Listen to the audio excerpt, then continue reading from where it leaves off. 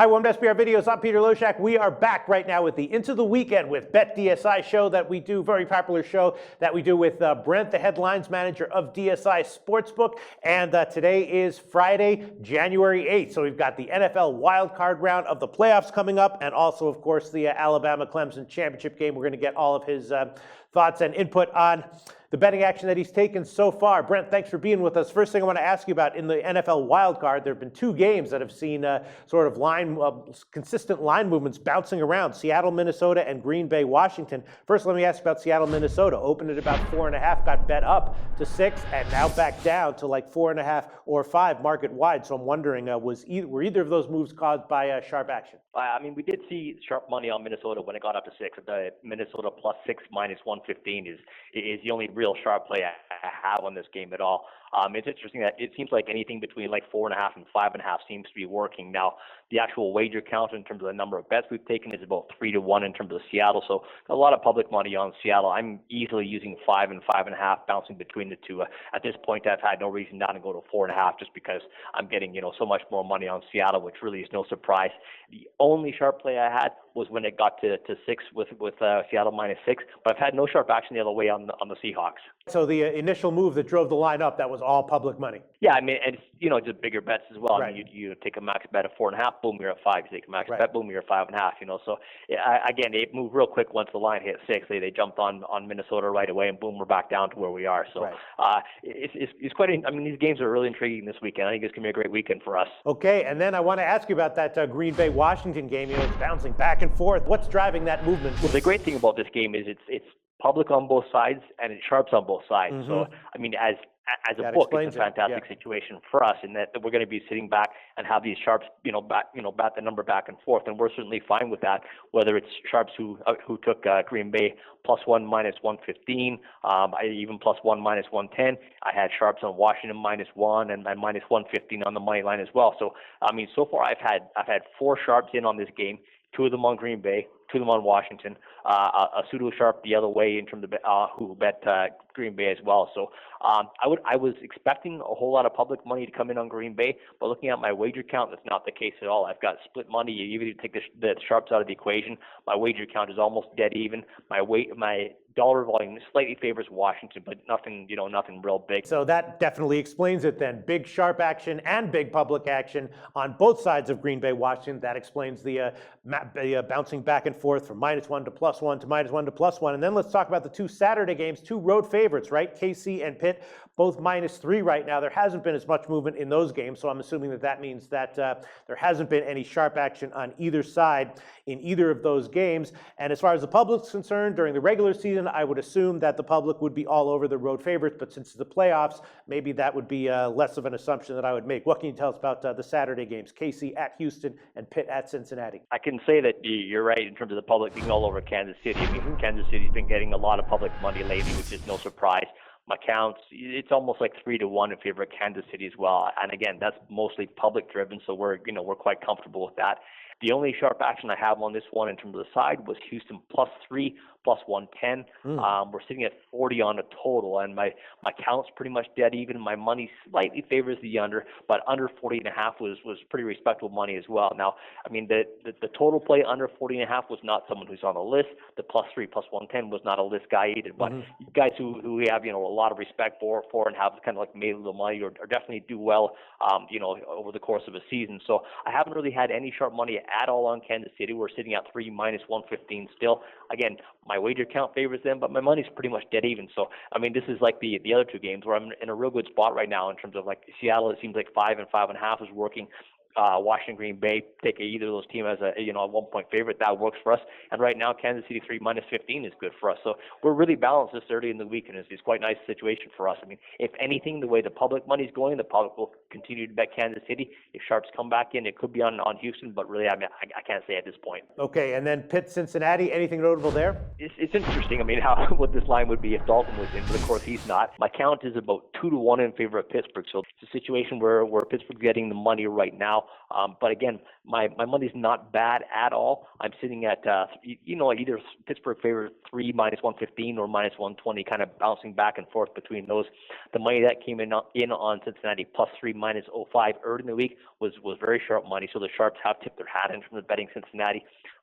Respectable money has come in on Cincinnati at 3 minus 110 as well. So 3 minus 15 or 3 minus 20 right now is where it's at. So the people who came in on Cincinnati early, those were list guys.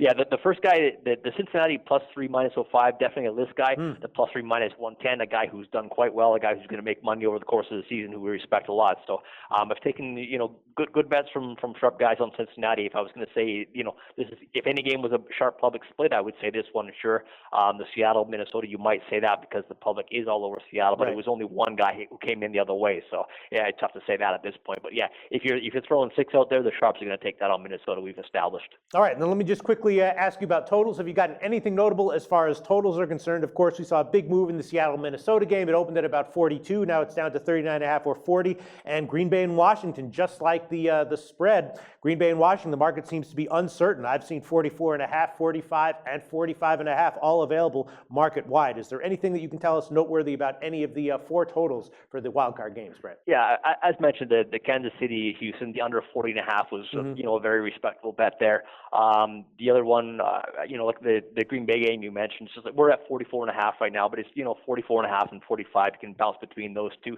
The money that drove the Seattle Minnesota line down from, I think it was like 41.5. The first hit came, and then also under 41 was the big hit as well. So those were what we'll call deeper pockets, but guys who not necessarily sharp over the long term. But weather and stuff like that is going to become a factor as well, and I think you see that the Green Bay Washington game might be a factor. So it's going to be interesting to see. I mean, Houston, obviously the weather won't be a problem, but the other games, it maybe we'll see. The 44.5 with Green Bay, 45, bounce between that, no problem at all. And Seattle, Minnesota, again, I think this number is probably going to stay around where it was. Again, the hits that we got at under 41.5 and under 41 were not sharp, but big bets for sure. All right, and then let's just talk about the college football championship game, Alabama and Clemson.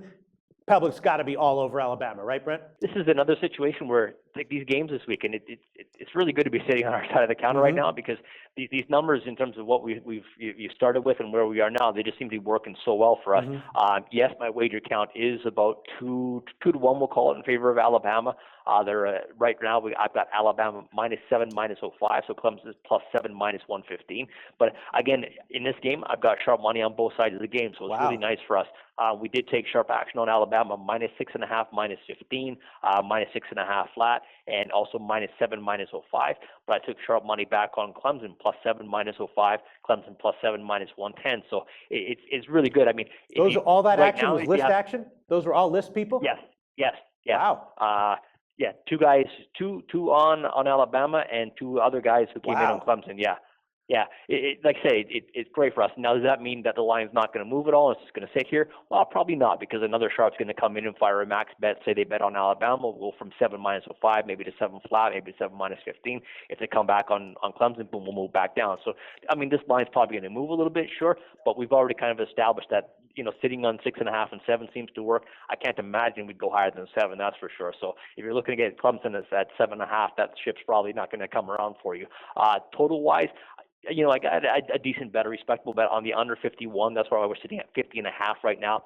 My wager count does favor the over, which is usually public money, but 50.5 seems to be a number that's working for us right now. And even for me, the total is just a real intriguing number. If you look at, Clemson, they've been putting up, decent point totals. They've scored at least, I think, 33, 35 points, whatever it is, in their past 5 games. And Bama's giving up totals of 0 and 6 and 6 and 13, 15, whatever. I mean, Bama just doesn't give a whole lot of points, and Clemson puts them up pretty well. So the total is quite interesting for my, just from a personal point of view. Yeah, I don't know exactly where you guys opened your number, but I saw an early opening number of 53.5. So obviously something bet it down quickly early. Did you take any early heavy action on the under? Yeah, I mean, we didn't here, but I did see that number, open up a little bit higher. We started with the 51, and we've just gone down, a half point. So yeah, we didn't.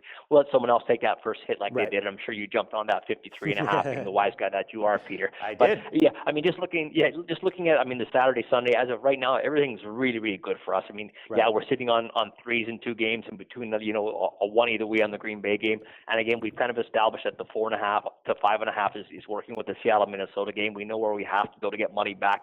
And as of right now, the numbers, 7 and 50.5 it just seems to be working so well. So I mean, we're looking for a ton of handle on these games, which obviously is going to happen. And the beauty too for us with these 2 games on Saturday in the NFL, 2 games on Sunday in the NFL is, we're just going to get a ton of action because of the times and everything like that. Everyone can basically take the rubber band off the bankroll, fire on game 1, boom, fire on game 2, and do it all again the next day. Sounds good. Sounds like it's going to be a relatively low-stress weekend for you, Brent. Thanks so much for the information as always, and we will be back next week for the divisional round of the NFL playoffs. Thanks so much. Talk to you then, Brent.